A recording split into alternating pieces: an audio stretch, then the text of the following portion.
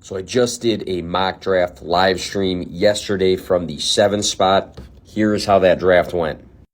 Again, I had the 107, and the draft went Taylor, McCaffrey, Eckler, Justin Jefferson, Cooper Kupp, Derrick Henry, and then I took Dalvin Cook. This is a PPR redraft league.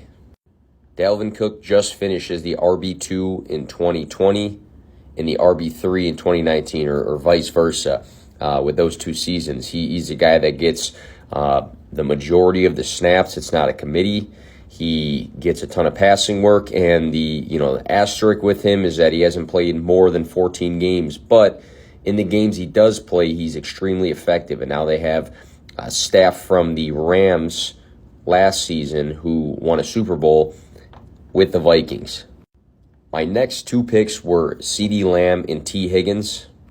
These are two wide receivers that I feel like have a very high ceiling for this coming year. Two guys that I can see finishing within the top 12.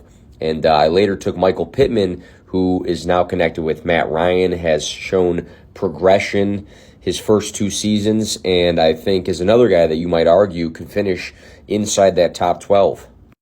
The running back position got a little bit bleak. I went with Breece Hall, who had two great college seasons back-to-back. He was in the Heisman talk back-to-back seasons, rushed for a ton of yards, was involved in the passing game, and I know Michael Carter is there, but I feel like Breece Hall might be that next rookie to finish top 15 for a given season.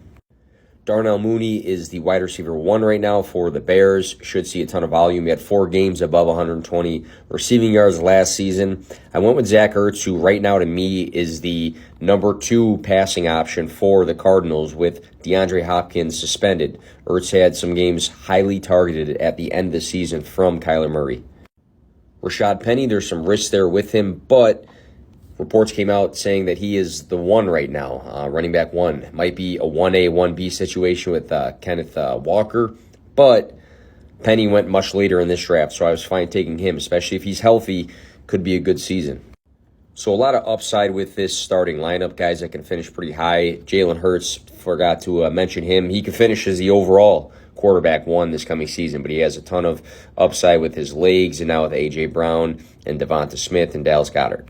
On the bench, it took Kadarius Toney and Russell Gage, two guys who have a big opportunity in this coming season, and again, are two guys with some upside. And then Rachaad White was my dart throw. We'll see what his role is like with the Buccaneers year 1. But let me know what you guys think from the 107 spot. I personally like this team.